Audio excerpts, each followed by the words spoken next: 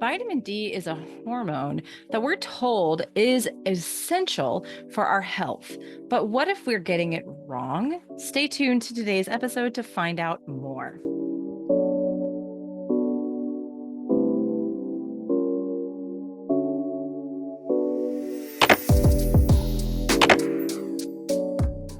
Welcome back, my friends. My name is Sarah. I am known as Carnivore Yogi. Thank you so much for being here and clicking on today's video. Today, I am talking with Jim Stephenson Jr., who is one of the world's leading researchers of vitamin D. It's actually a hormone, as I mentioned there in the intro.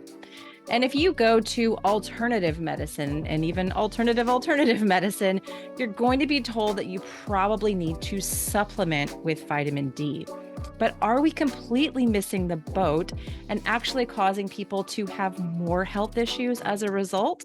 Well, Jim and I are going to break this down today. And I'll be honest with you, I've watched a lot of interviews with Jim Stephenson, and I've gotten a little bit confused or sidetracked. So I really tried to keep this conversation as elementary and understandable as possible in case you start to listen to this topic and eyes kind of glaze over, because I do think the information is very, very important. There's going to be a ton of timestamps linked down in the show notes for you so that you can surf around through the episode and possibly go back and revisit specific topics as those are needed. So make sure to check that out. And a quick little shout out to two sponsors. The first sponsor is going to be Viva Rays. Now, these are my Clip and Go glasses. You've got a base layer. The orange layer is for after or before sunset, sunrise. And then the red layer, those are the ones you put on right before bed when you really want to start that melatonin production. Something Jim and I talk about in this episode is the fact that circadian rhythms are very, very important for your health when it comes to this hormone D.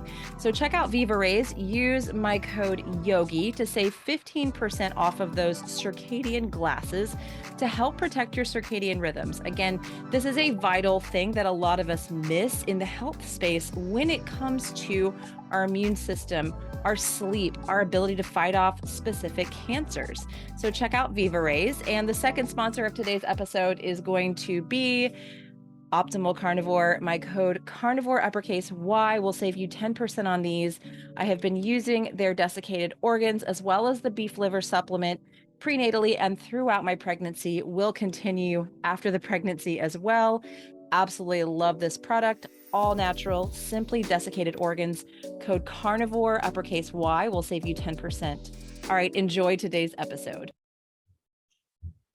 Welcome back, everybody. I am so excited about today's guest. Now, you guys have probably heard me talk a lot on other podcasts and possibly on my social media outlets about my feelings on vitamin D or supplementing with vitamin D, which is actually a hormone that we're going to talk about.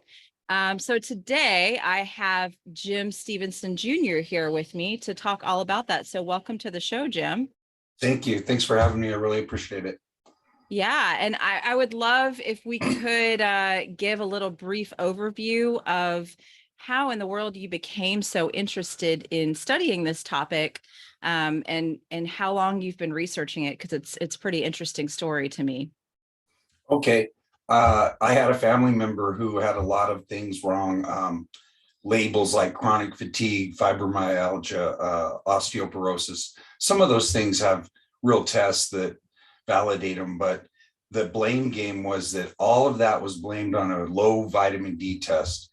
And I started this in about 2005, 2006. So the minute that this person was diagnosed with the low vitamin D, they were given the prescription of 50,000 IU that they like to give. And this caused the vitamin D level to drop from the low 20s to the below the teens, in fact, to around 11. And that was when I got interested. And I said, that doesn't make sense. And I didn't know anything about vitamin D. It just was a label to me. Vitamin D was like one thing at that time to me. So I started researching it and understanding, the metabolism, how it really works. Yeah, and that's so common. I actually did a post today on Instagram and was saying, holding a bottle of vitamin D and saying, point of view, you've been told you have fatigue, depression, obesity, metabolic disorders, and it's all because of your low vitamin D status. And I think that, even in the alternative health world, that it's still widely professed that we should supplement with this hormone in order to fix these other issues. But a lot of what you've come to in your research is that these other issues are not necessarily correlated to needing more of this supplement, correct? That is correct. It's just what they have us focused on. Once you understand the metabolism, vitamin D is very important as a molecule, but it has a ton of different analogs it can become, and they all do different things. Vitamin D got trapped in it's a calcium molecule world a long time ago. But when you stop and think about it, none of the people being told to take it are in calcium trouble. They're being told to take it for other reasons.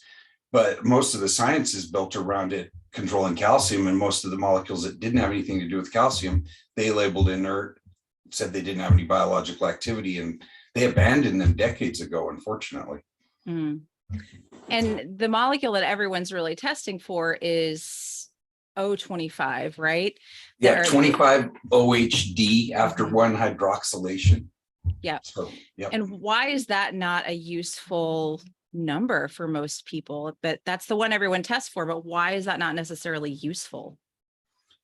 Because when you get into the deeper science and the pathogenesis of the molecules that are bothering us, like Epstein-Barr and Lyme and things like that, they're around today for a reason. The vitamin D system can eradicate them, but it can struggle to based upon other things. And so most of them around today have some method of blocking the action of vitamin D.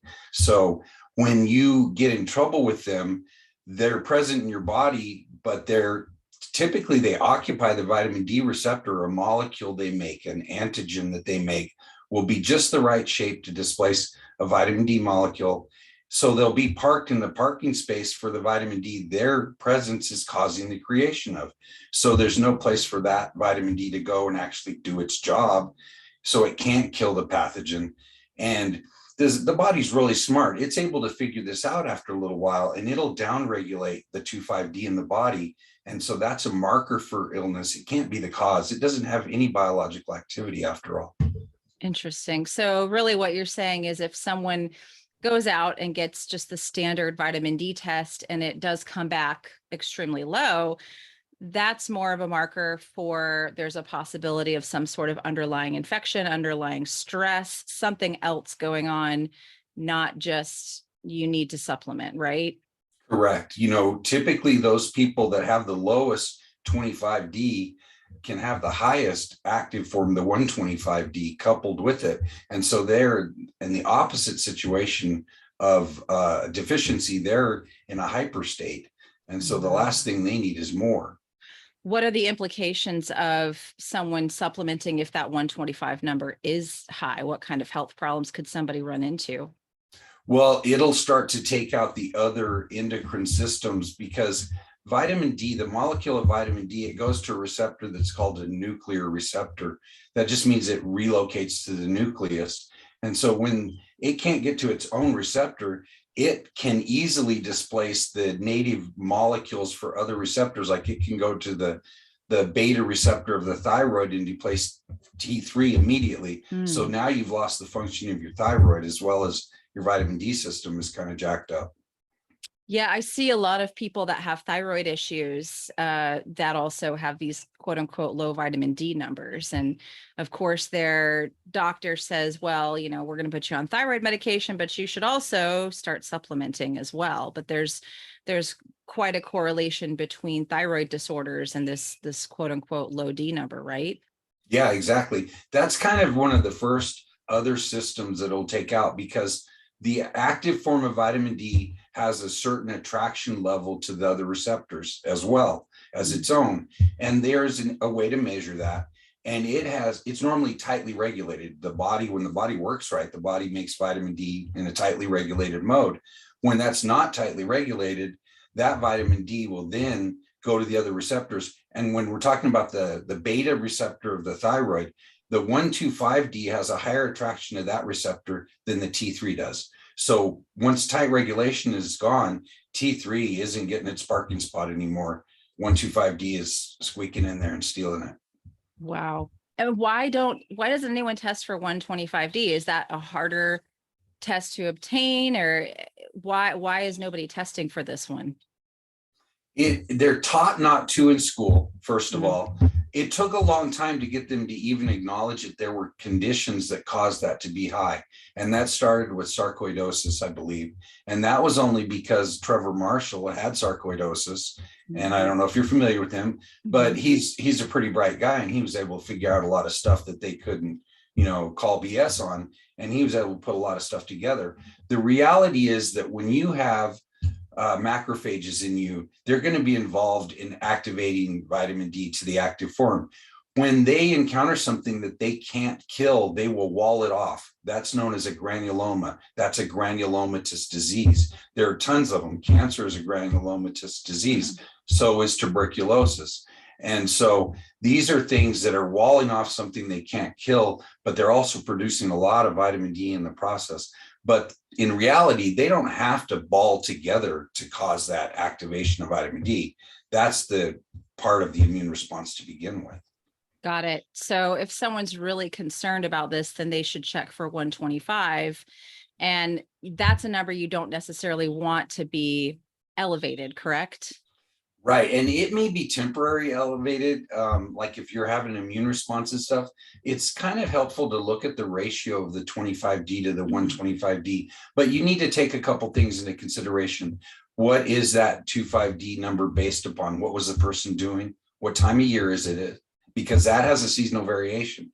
The active form does not. So that's where they trick a lot of people. They'll say winter's coming, you're going to come up against a vitamin D deficiency. Well, the body's not stupid. We would have perished eons ago if our immune system took the winter off.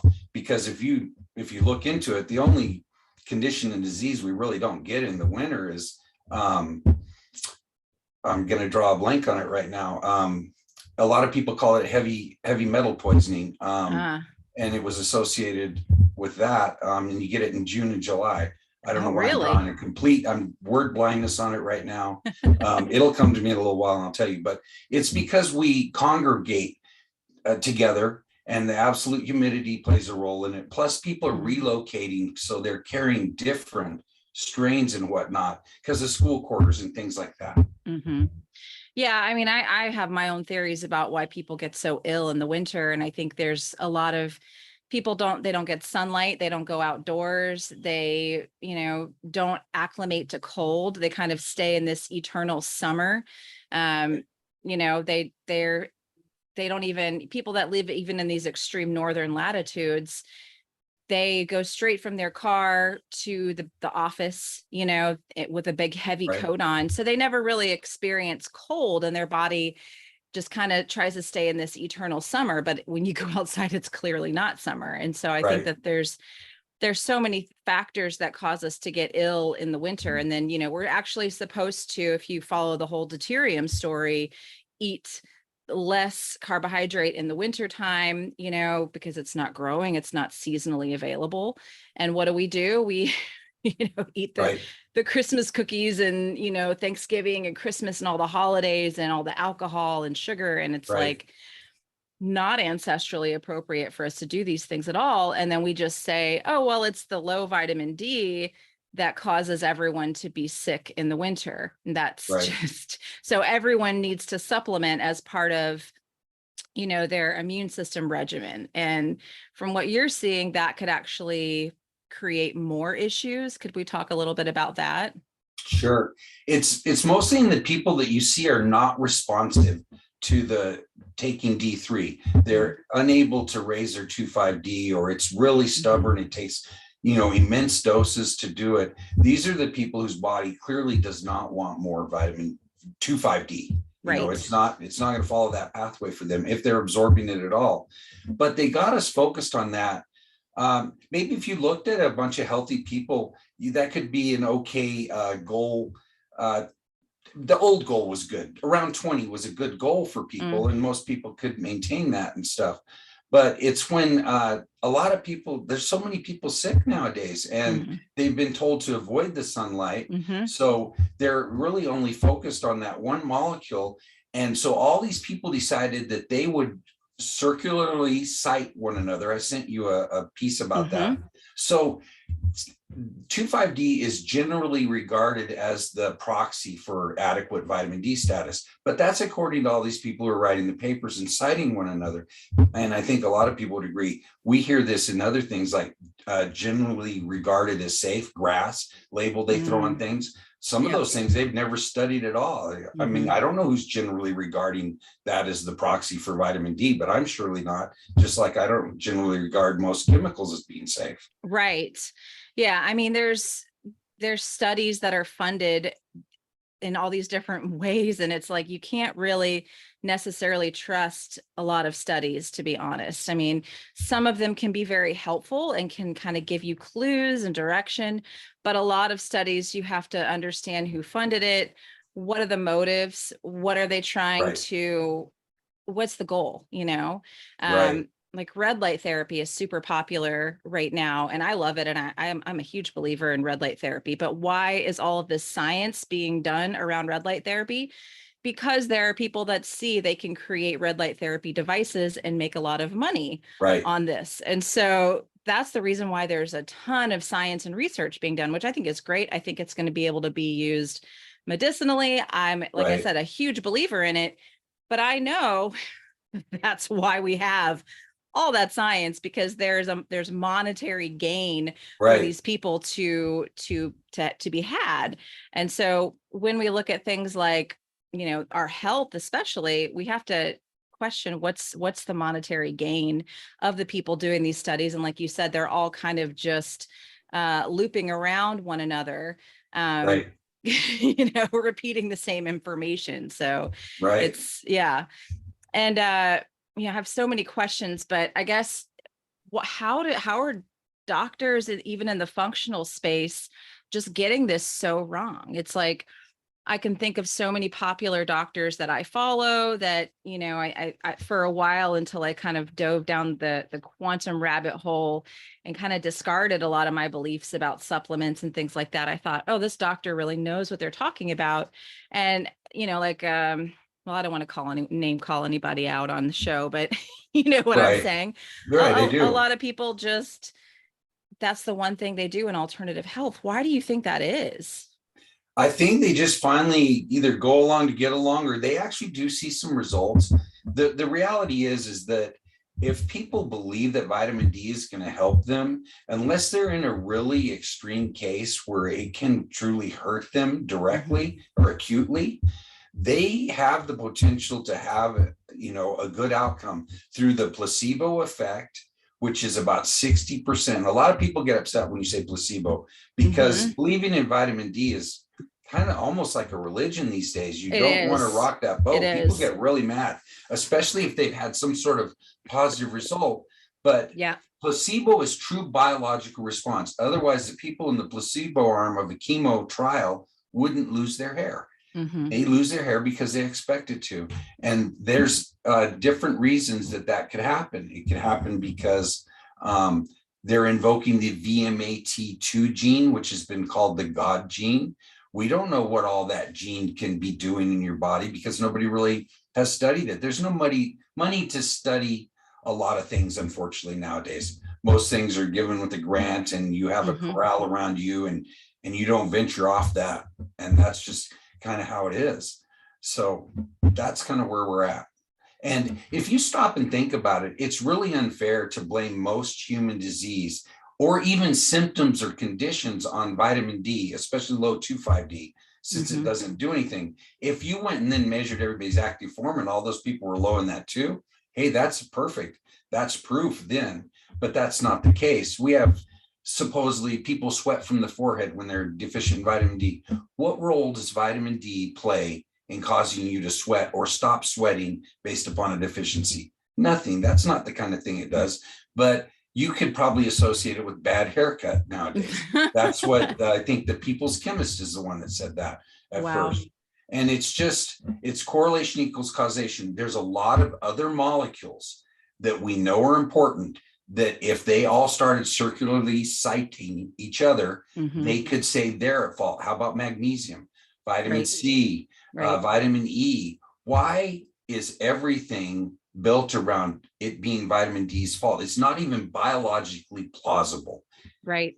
You know, Well, vitamin A, D, E, and K, they work synergistically in the body, and if you're supplementing with a bunch of D, you can push down your A, push down your K, you can push down these other fat soluble vitamins. yeah. That could have some serious health implications as well, correct?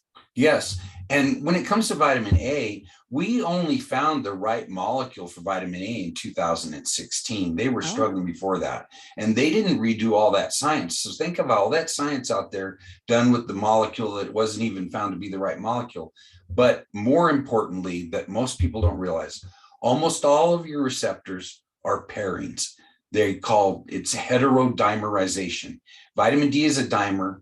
And where your VDR, your vitamin D receptor, is going to do its work, it's going to pair with the RXR, the retinoid X receptor, and they're going to come together. Both receptors are going to come together to cause that genomic response to make macrophages and T cells and stuff. And that's the same for most of the receptors. That's true of the thyroid. I was talking about the beta receptor, the thyroid taking T3. That's a dimer. On the other side is the RXR receptor taking vitamin A. So vitamin A is in almost every system. People don't realize that. That's how important it is. And then we didn't even get it right until, 6 years ago. That tells you a lot. And yeah. it's fortified in for us. And we didn't even really know which molecule the body is using. Wow. You got to Yeah. There's really so much think. nonsense talk about vitamin A toxicity out there too, that like if you get it from real food, if you get it from organ meats and you're not supplementing with a synthetic vitamin A, I don't see the issue with it. I don't know. I don't know many people that are eating so many pounds of beef liver a week that you don't want to do that. That doesn't make any Right. sense ancestrally, but a lot of this vitamin A toxicity hype is just crazy to me, because having low vitamin A levels, and not getting those essential nutrients can cause all sorts of health issues for people. And so Right. yeah. It can be as simple as the inability to break down vitamin A, that something else is blocking, that you need to correct, and not vitamin A per se. Because if vitamin A doesn't get broken down, yeah, it could lead to toxic levels. I was just reading a paper about that and was talking to Morley about that a couple of weeks ago. So yeah, there's probably some people may have an issue with vitamin A, but it's not going to be because they don't need it. Right. That's absurd. It's vital. It's so vital. Exactly. Yeah, there's just so much confusion. And a couple of things I wanted to touch on quickly. Number one, a lot of people might, you think, feel better with a little D supplementation in the beginning because it is a steroid hormone. Do you think that that's another reason why people kind of say, oh, but I feel so much better now that I am taking the D3? How could this possibly be bad for me? Can we dive into that just a little bit? Yeah, it is the most powerful naturally occurring steroid in the human body. And there isn't a whole lot written about why you would be experiencing a steroid event. But again, there's no funding for people to look into that.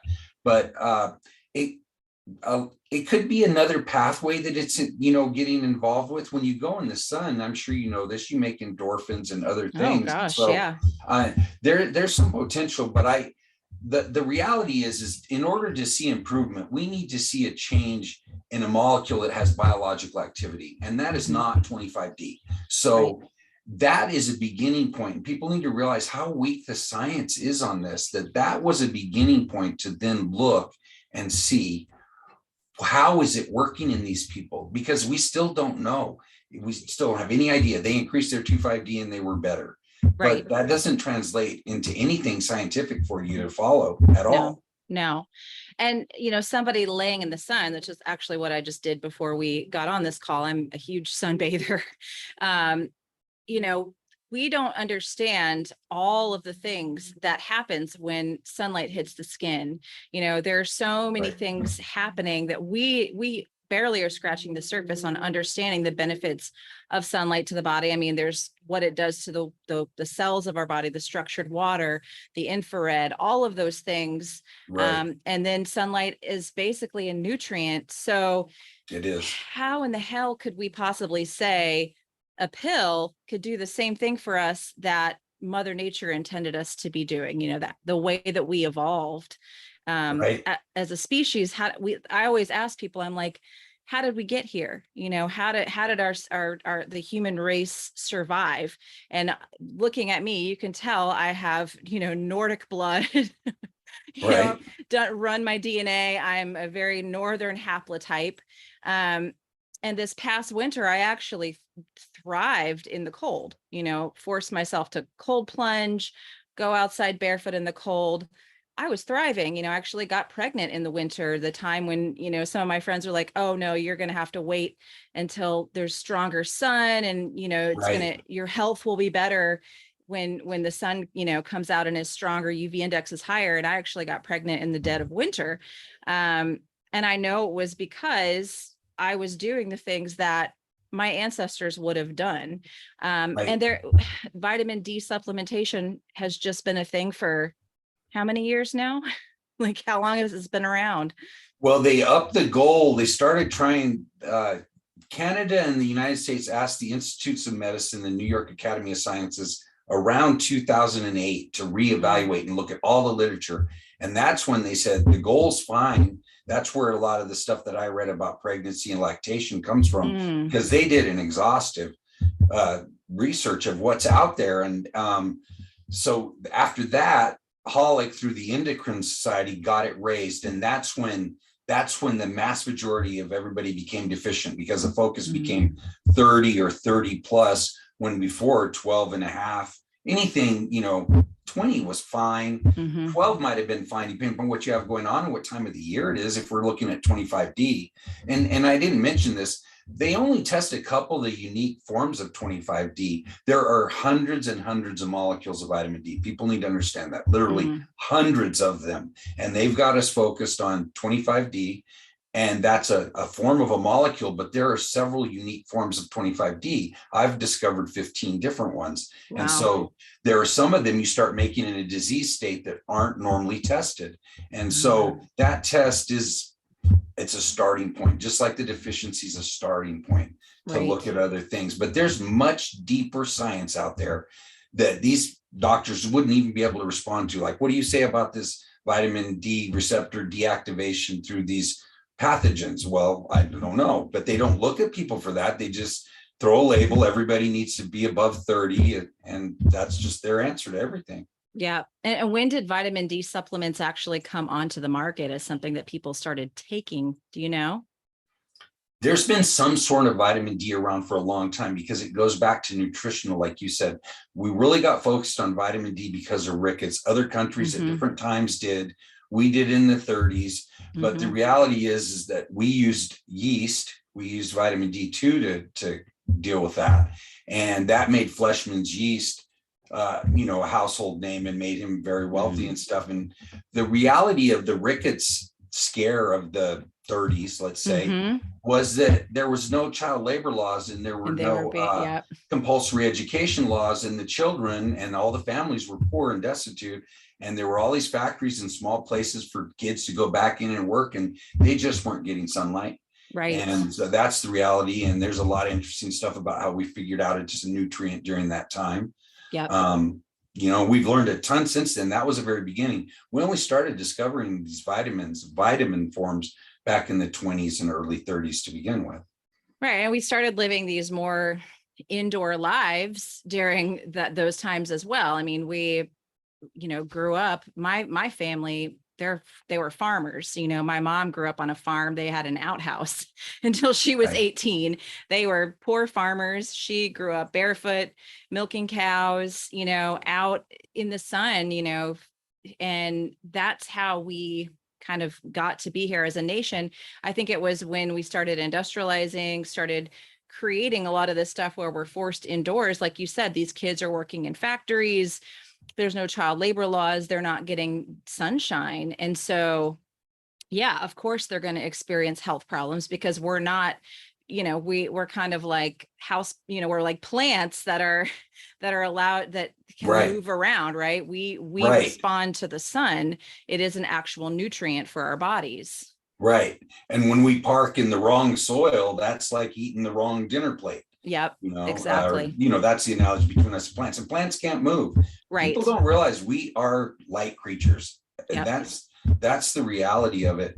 And I there's some controversial stuff about this, to be honest. What it really boils down to is it doesn't really look like calcium isn't all vitamin D is about, but Mm. that's all they wanted people to think it's about. I Even though hope you that's guys not. are enjoying today's episode with Jim Stephenson Jr. Again, a lot of these topics tend to make people's eyes glaze over. So I really, really do hope that the information provided within this episode is something that you can share with your friends, which is a quick little reminder to like this video, leave a comment, and please do share this video with anybody who you feel could be helped from this information. It is not something that we are told. In fact, we are usually told the opposite, even to give our babies this hormone. And it could have very, very negative effects if we don't start to get this message correct.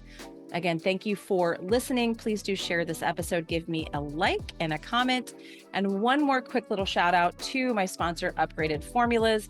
This is their magnesium formula.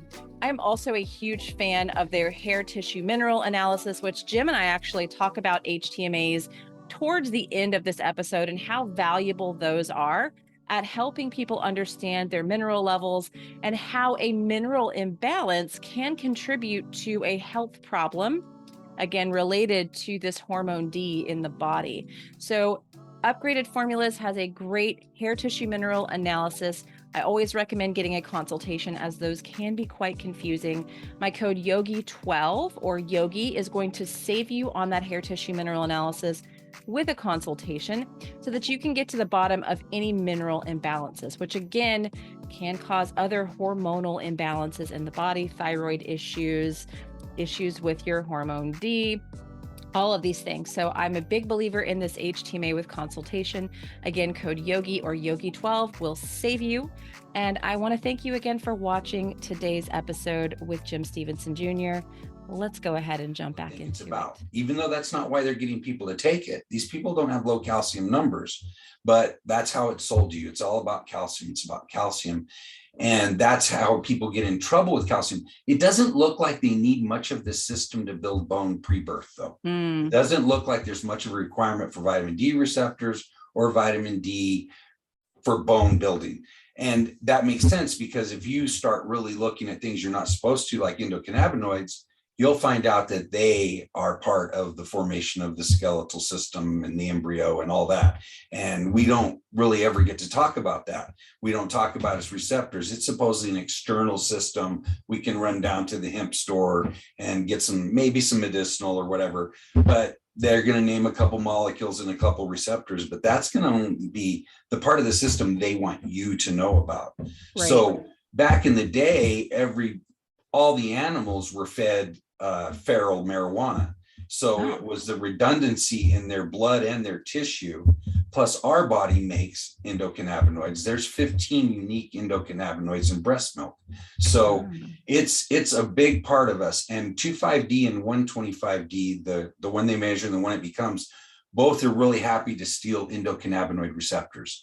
And one of the receptors they love to steal is the TRPV1 or 2, which are the capsaicin related ones that help deal with pain and stuff like that. So there's a lot going on in our body that we really, unfortunately, have to learn on our own and then figure out. And so it's probably not vitamin D that we need to be focused on. It's the sun. Yes. And then from the sun, the body will make whichever molecules of vitamin D it sees it needs and activate receptors for endocannabinoids. That's what activates those receptors. So sunlight does a ton of things, and we probably have only documented a fraction of them. Yeah. And then each of us only knows a fraction of what's documented.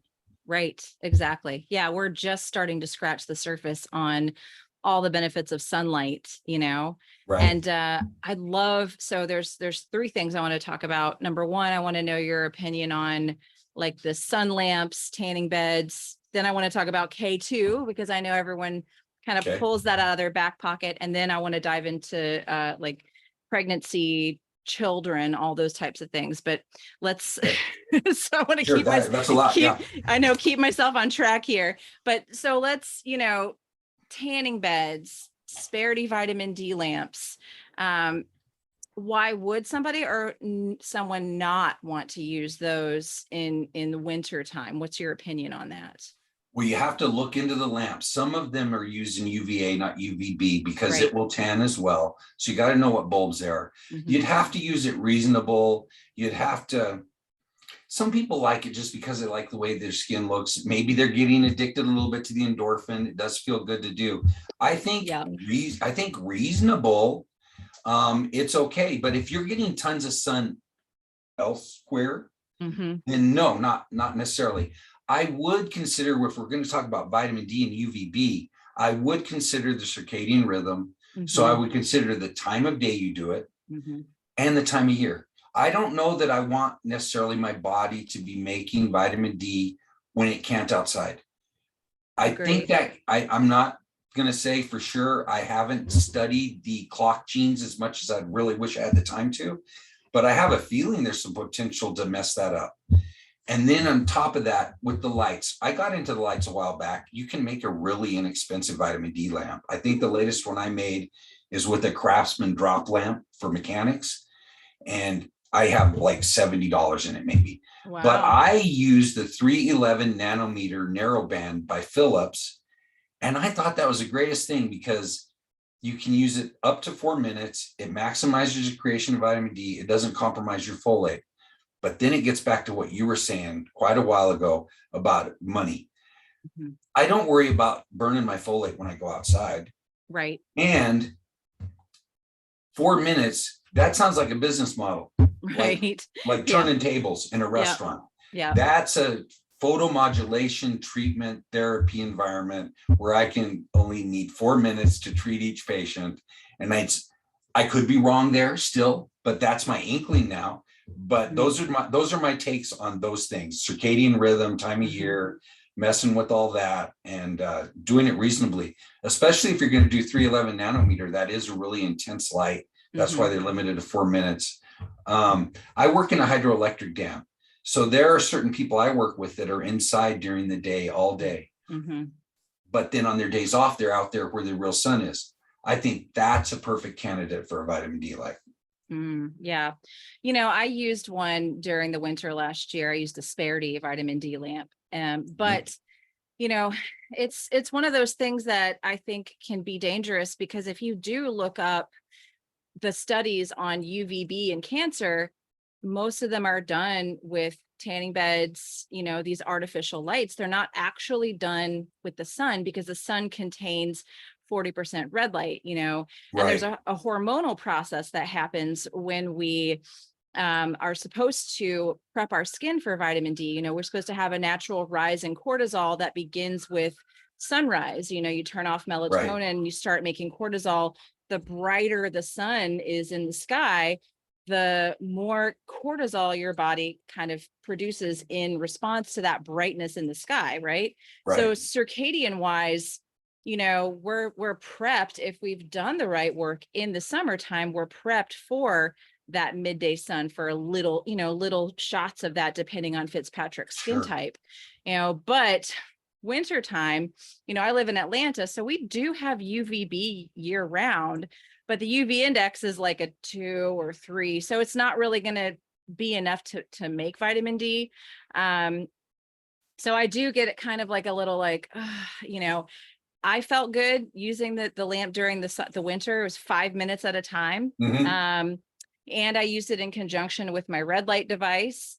And I made sure to see sunrise and UVA before I got near that, the UVB lamp.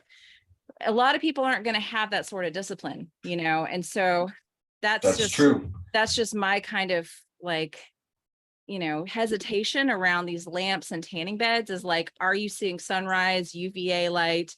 Can you use a red light in conjunction with it so it's a little more natural? Can you even Right. open a window, get natural light into your eyes? You know, so I'm confused on that one. And then like you said, should somebody that's up in Canada, when there is no UVB, should they be using this lamp? Is it going to be a confusing circadian signal? So there's, Right. That it's, I worry about that. I do yeah. think though the prep, like you said, I always tell people there is a setting the stage thing Mhm. for the vitamin D. But the reason it feels good maybe in winter could be because if it's done right, you get that endorphin Oh, release. yes. And the endorphin release would be something that drove us to get in the sun. It's probably Mhm. not just in us, especially probably even stronger in cold-blooded things. I could be completely wrong about that, Yeah. but we're supposed to get sun, and Yeah. so that's probably the positive feedback for getting in the sun and doing it right. You get a little bit of an endorphin release like you do from a lot of things. Oh, yeah. Yeah. I mean, I sunbathe out on my deck as often as I can. Now, the UV index today is an 8. So I'm getting it while I still can. Right. But my dog, as soon as she sees me getting the chair, she's like right beside me and she wants to go out there and lay, Right. in that ray of sun with me. So I think we kind of watch the animals and see how intuitive they are around light and Right. around the sun. And they know the benefits of these things. We don't have Yeah, to they tell them. do. They Yeah. definitely do. Yeah. Yeah. So, but we have the ability to. That's the other thing I wanted to drive Right. about, the tanning beds and lamps during the winter. If you get appropriate sunlight during summer, if you're going outdoors, your liver can store all the quote unquote vitamin D that you need during the winter, correct? Yeah, it stores it everywhere. Even in the oldest books I have, it's stored even in bone.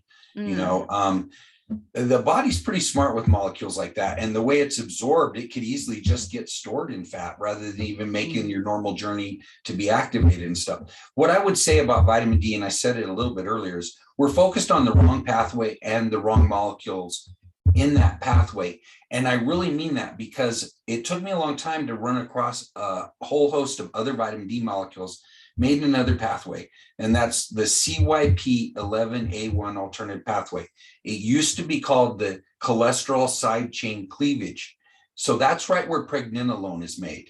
So when mm. I discovered this side chain cleavage alternative pathway, all names they gave to it, I thought, wow, this is the one that we're not charging, we're not doing right. But the more I looked into it, we are focused more on an obscure offshoot, small system in the body.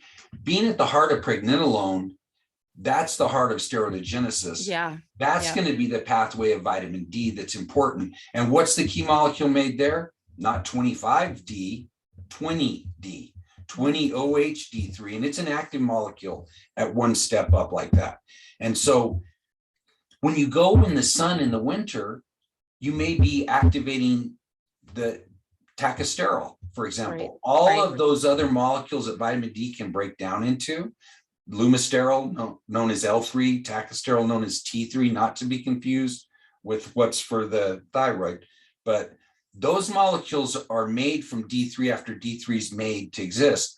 Well, those are major pathways and they do major things like stay in your skin and become skin sunscreen. They may rise to the surface. They may be the molecules you could unintentionally wash off. So we're really focused on completely the wrong pathway. We should be focused in the heart of steroidogenesis. Of course, when we're talking about steroids and steroids, Mm. not just what I would call an alternative pathway. Right. And I UVA think. light, which is available year round, is really where we synthesize that pregnenolone, right? Yes. Yeah. Yes. So, UVB, there's just that one little thing that we're focusing on, but UVA light, which is available year round pretty much everywhere, that's where you make that pregnenolone, which is your master sex hormone, thyroid hormone, all of those things. So that Right. UVA light, getting the natural UVA light from the sun, which you can do, is super vital. So Right. again, to be myopically focused on just one thing, I think people are just missing the boat entirely on the whole picture of their health. Right. And that enzyme that we're talking about is made predominantly by the adrenal gland. So you want to focus on your adrenal health. If you have adrenal fatigue or something like that, that piece of that system could be one of the first to go. And those molecules, I should mention, although they're labeled as vitamin D molecules, they aren't for the vitamin D receptors. They're for the orphaned retinoid receptors.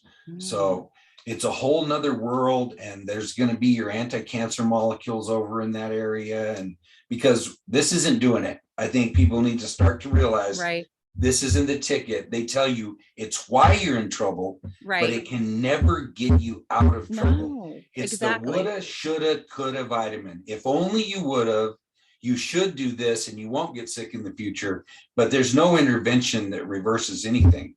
No, It's not like giving somebody a lemon for scurvy. No, no, definitely not. It's not at all. And I've actually seen people, I have a girl that's in one of my courses right now, and, you know, she went on this super high dose vitamin D protocol and got some toxicity, you know, had bone pain and lethargy and tired, and is now having all these hormone issues and gained a bunch of weight. And, you know, it's because she was told to go on this high vitamin D protocol. And it's like, Right. she just took, you know, 20,000 IUs a day for a couple of years, and it actually made her sick. Have you seen people in that type of situation as well? Yeah, I had an Olympic bound gymnast that was in the same boat, you know, was moderator for me. And that's what ends up happening. If you want to destroy your bone health, take really high dose vitamin D. And if you want to see how you don't do that, look at how they're able to get away with that in the Cambridge protocol. They avoid every form of calcium you can imagine so that, you know, they don't get hypercalcemia.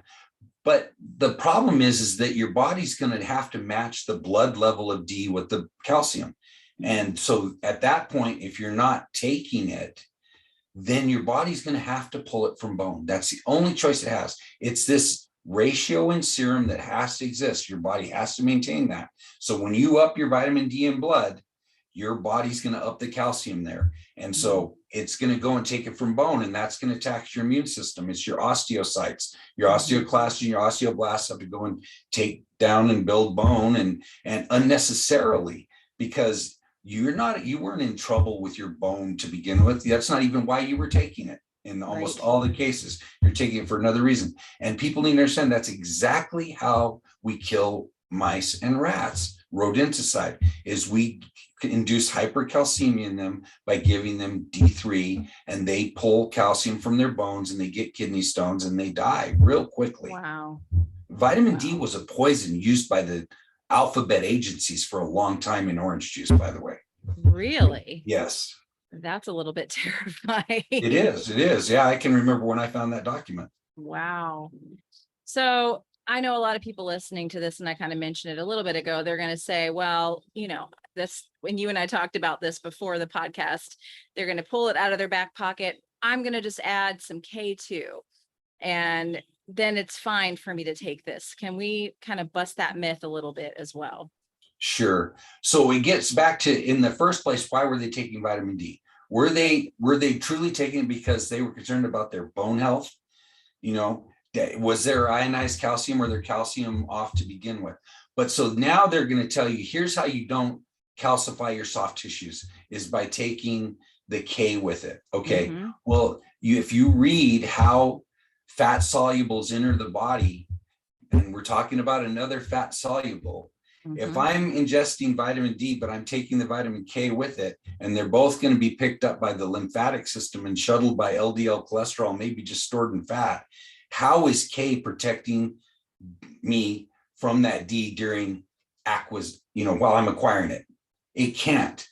The way K works is down the road in the building of bone and the avoiding the soft tissue. It's not the solution to taking more vitamin D that you didn't need in the first place, but it may help you. It may possibly help you not calcify when you are doing something you don't need to do with vitamin D. Right. And I've heard people say, oh, if you get, because someone told me this and I was like, I don't know about that. You know, if you're getting a ton of sunlight, then you need to be taking a K2 as well. Have you heard anyone say that before? No, but I've heard people say that you have to have it, Yeah. and so they'll brand it in the same pill together and stuff like that, Yeah. as if that's going to be the solution to something. And it's Right. not going to fix it. It's not even why they're in trouble in the first place. Right. Exactly. Yeah. Yeah. I mean, I try to get my K2 from like raw dairy and things like Right. from food sources if possible. Well, the healthy body will make your vitamin K for you. And I would think you'd want to be eating things like make your homemade sauerkraut and stuff like that to, get your stuff going. But I think taking vitamin K might be a lot like my friend pointed out about taking probiotics. Okay. Your body is always monitoring the level of certain things you have and deciding to make more of them. Right. So what he told me was if you take 5 billion of this probiotic, all those sensors are told, hey, life's good down here. Stop doing work. It's just like when they say some people get in adrenal trouble because they're taking something that takes over from their adrenal gland, and then their adrenal gland doesn't take back up, when they need it to. So I would think that could stifle the true gut creation of some of the K and whatnot. Interesting. Yeah, I mean, and D is the same thing. That's what I tell people. Yeah, I stay away from melatonin. I stay away from D3. I stay away from things like zinc, unless it's in like an oyster supplement, an desiccated oyster or eating oysters. That's how I get my zinc. I don't take zinc supplements. But D and melatonin, both, I see those. If you take those exogenously, the body is going to say, we don't necessarily need to try to make this anymore. Correct? Yeah, I could see that happening, just like the adrenal gland, but nobody's researching that to really guide us, because the solution is in front of us already. If you ask them. Absolutely. Yeah. If you can just purchase it in a supplement form in the pill, then you're there you go. You're great. Yeah, exactly. And of all those people that were touting that the vitamin K is perfect to go with the D, first off, those are the people, like I said, they weren't in calcium trouble to begin with. Right. And did any of them have a low K test? Exactly. No one ever shared a vitamin K test with you and they were low? Exactly. That's the thing. A lot of these people are, out there saying, take vitamin E. I had a doctor last year, I was trying to get pregnant, and I had a doctor tell me, you need to be taking vitamin E as part of your prenatal, protocol. And then she wanted me taking prenatals that had vitamin D and iron and a bunch of stuff in them. And I didn't feel right about it. Right. And, Dr. Anthony J, he's, you probably haven't, I don't know if you've heard of him, but he's a friend of mine, and he looked at my genetic profile and he said, oh my gosh, you need to stay away from vitamin E supplements, because the main form ingredient that most of these vitamin E supplements are made for are actually toxic to a few genetic SNPs that you have. So please don't take that. So I think people really need to exercise caution around taking, even vitamin E supplements. We got to be careful. We don't. Yeah, I was floored because I was thinking I was doing something to help my body pre-pregnancy, and yeah. I think Dr. Blaylock did warn about certain things about vitamin E in his cancer nutrition for cancer patients book. Interesting. I do remember. I'll look that up and I'll follow up with you on that.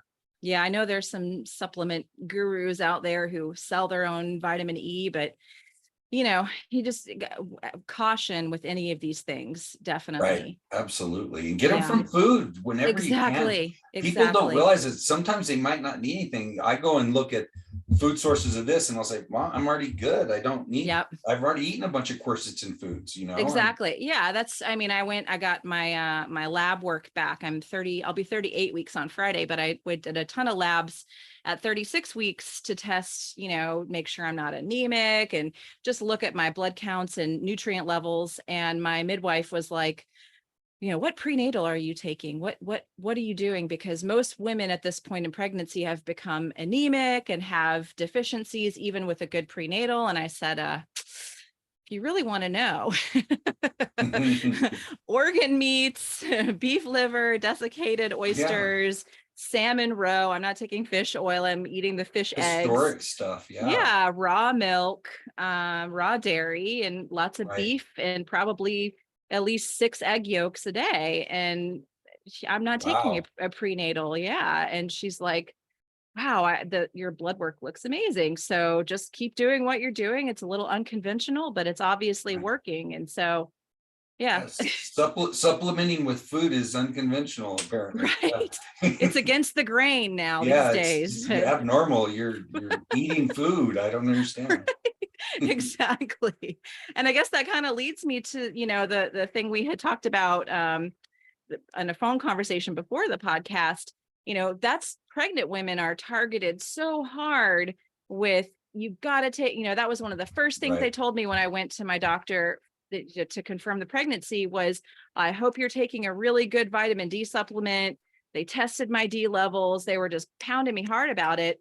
And of course I wasn't and didn't. Right. And then, with the baby, they want you, even if you're breastfeeding, to supplement the baby with vitamin D, which no way in hell am I doing that either.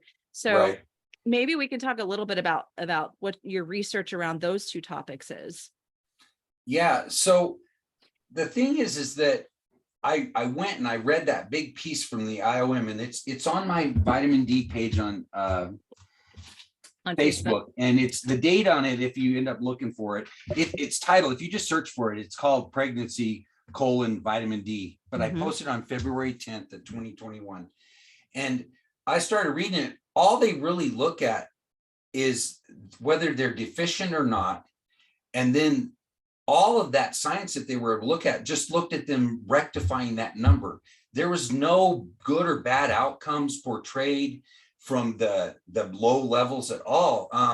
And I pulled some pieces out of it, like right here, I have some of it in front of me. It says, overall, the human and experimental animal data indicate that the development and mineralization of the fetal skeleton, as well as fetal blood calcium and phosphorus levels, are generally normal despite extremes of severe vitamin D deficiency, absence of calcitrol, and absence of VDR. So it gets back to what is really forming the skeleton in the child. It may not be vitamin D. It could be the endocannabinoid, and or just another molecule that we're not looking at here.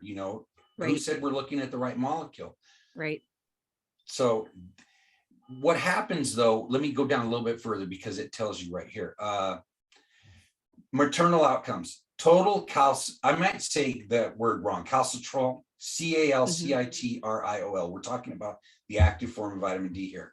Levels double early in pregnancy and remain at this increased level until delivery. Wow. Okay. So how are you deficient if the product that's being made from the 2,5-D they're labeling you deficient in doubles and stays double during your entire pregnancy? Wow. That's fascinating. That's the opposite of a deficiency. And in fact, I read in here that they think that the calcitrol, the active form of vitamin D, may actually be coming from the placenta. Yeah. And this is and I was looking at some 2020 papers this morning, but the reality is that everything that they've told you about vitamin D, including pregnancy and breast milk, is tied to associations with that 2,5-D. And so in this case, if they were to look at these people's 1,2,5-D, they'd say, well, they aren't deficient at all, So in order to see how supposedly vitamin D is helping people, they're going to have to actually track it someday. Like they did, they used to do that, believe it or not. They used to radio label all the molecules. And that's when they found out it didn't line up with calcium control. And so that's when they stopped radio labeling things because it wasn't beneficial to the vitamin D story. Interesting. And that paper that I'm talking about was written like that. It was written in a sarcastic sense that they didn't want to deal with that. That everything they labeled a calcium sensing receptor, a CSR, didn't necessarily have anything to do with calcium. There were tons of the receptors in the brain. We aren't going to calcify our brain. No. Yeah. I hope not.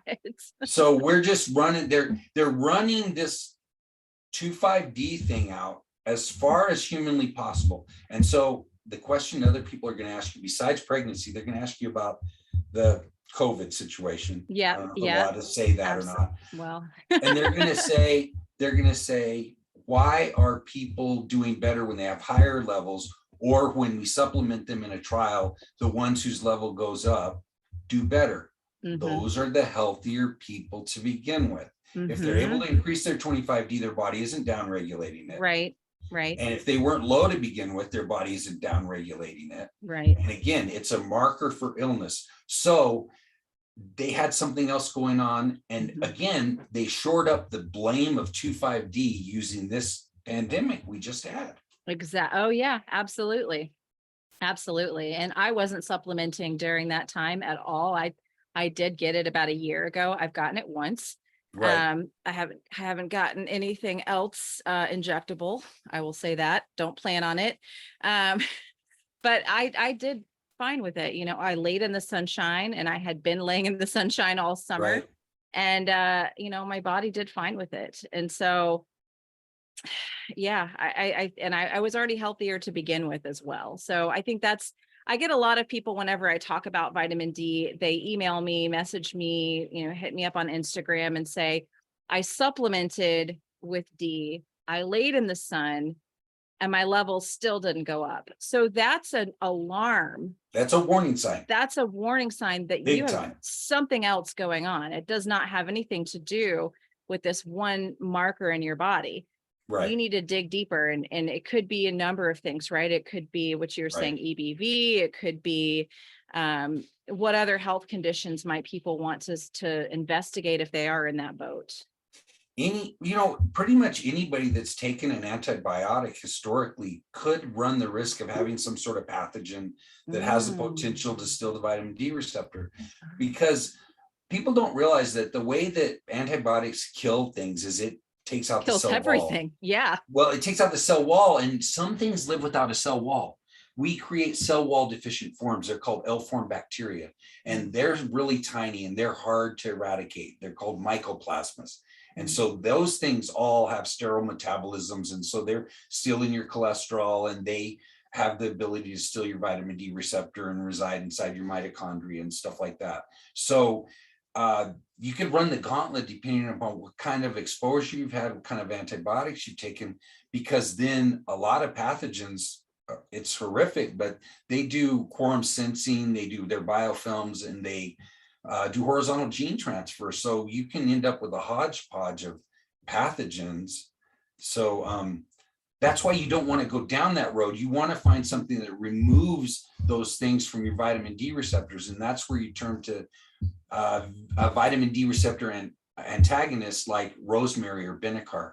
They can, I'm not Benicar is the medicine that Marshall uses, rosemary or sage. Okay. And sometimes those will help you rectify your numbers. Sometimes that's all it takes, is just to ingest some more of that in your diet. You can infuse oil with it and stuff like that.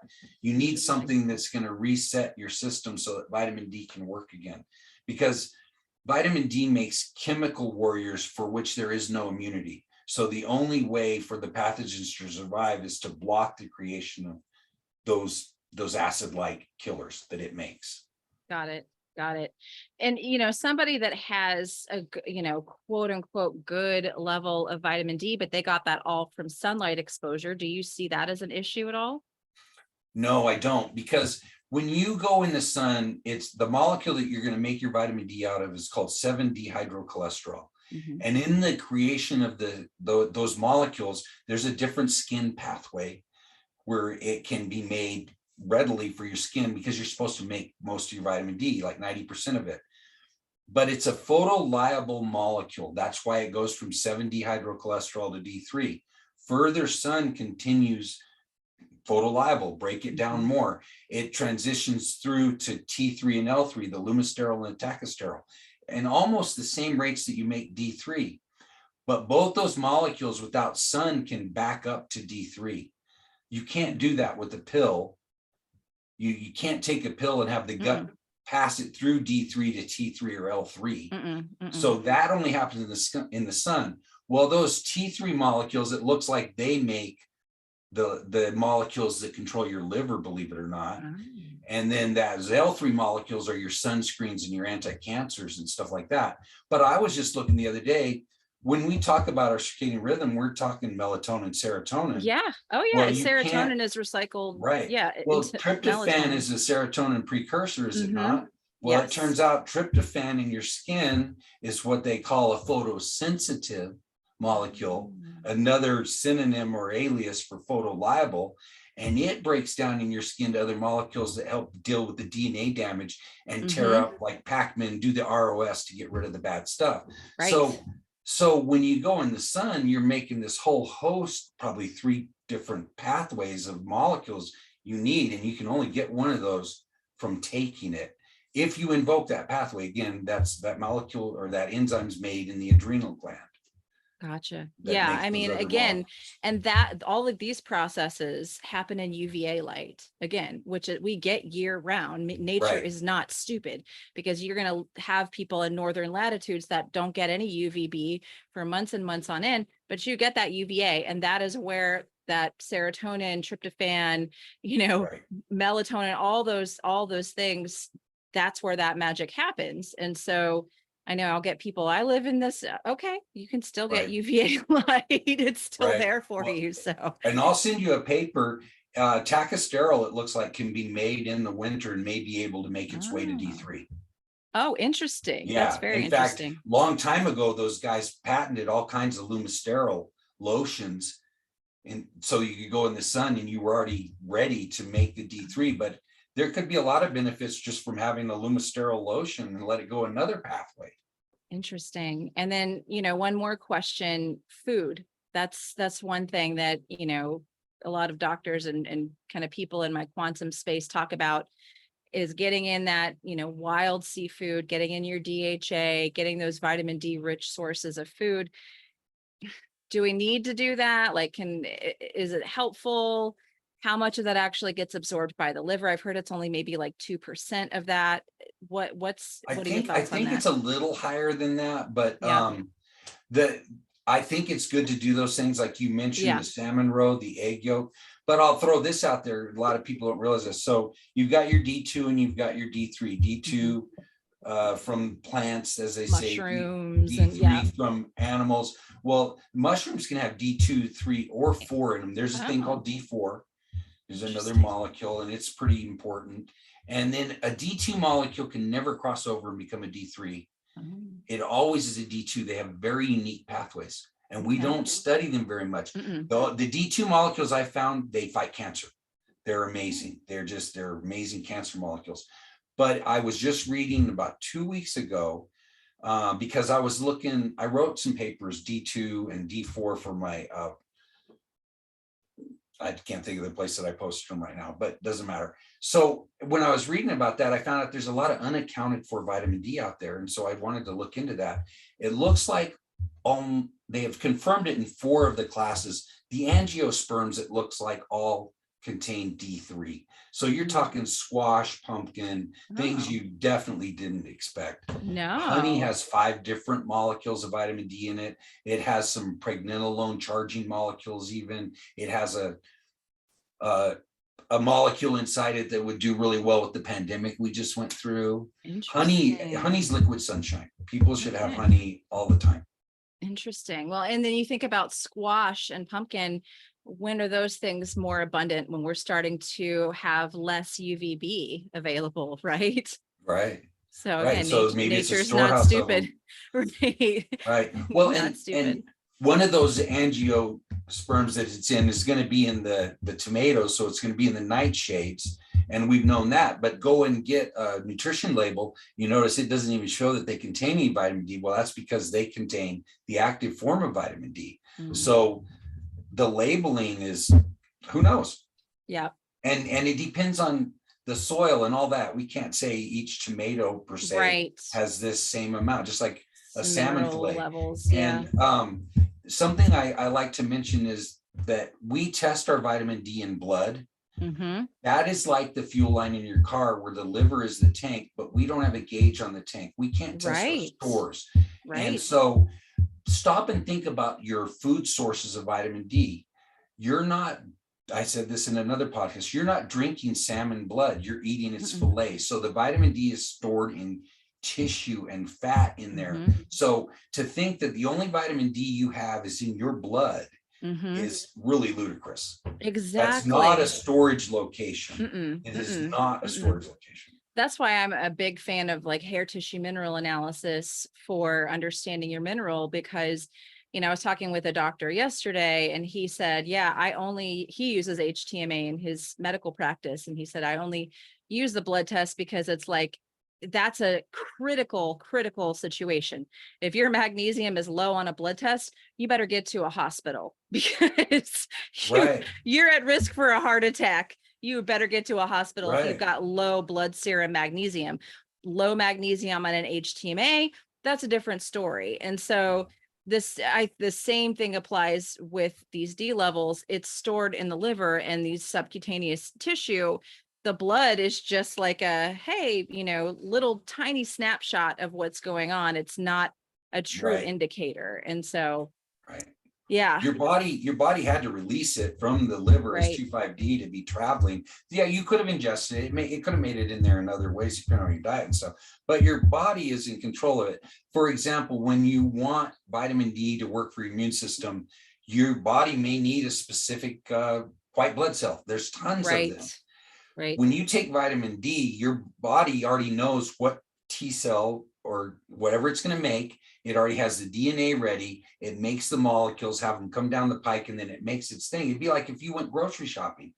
If you know what you're going to make, you know what you need to commandeer to make it. So the mm-hmm, body isn't dumb. Just because you're not going to fix your body and make it make the right T cells just because you're right, taking vitamin D.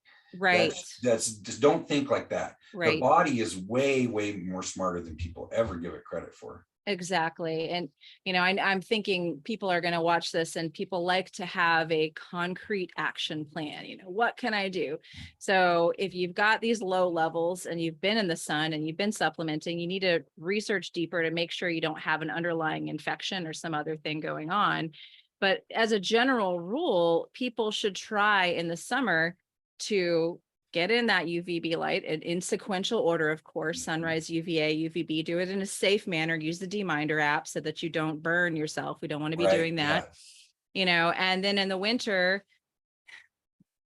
try to cold acclimate, eat those D-rich foods, the Mhm. seafoods, and, maybe use a lamp with caution, kind of like we talked about. Would you add anything, take anything away from that kind of protocol suggestion? No, I would do the rosemary and the sage in your diet, like Mm, we talked about. And then that way you don't have to worry about the pathogens. And then I like what you said about as a foundation, HTMA.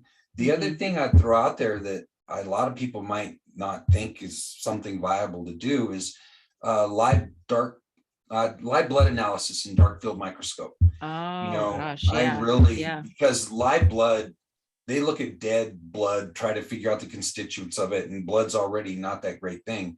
But when it comes to the things I was talking about that you can create with antibiotics, mycoplasmas, and things like that, a live blood analysis is a pretty good thing to do. In fact, doctors used to all have microscopes. They used to right, culture stuff and then give you the right antibiotic. right. Oh That's yeah, how things used to exactly. work. But no, that's now they like broad spectrum. So we've Hmm. created a lot of these pathogens. And if anybody looks into that, the earlobe is kind of a stagnant place in the body, and that's a really good place to get the Hmm. blood. Um, I'm going to buy me a dark field microscope here pretty soon. I plan Yeah, on it. that'd be Definitely. cool. You can buy a good one for $500, I think. Okay. And then you can look at it yourself, and then maybe you do that, you got something go on, and then try to find out an approach to it. What would someone be looking for if they tried that method?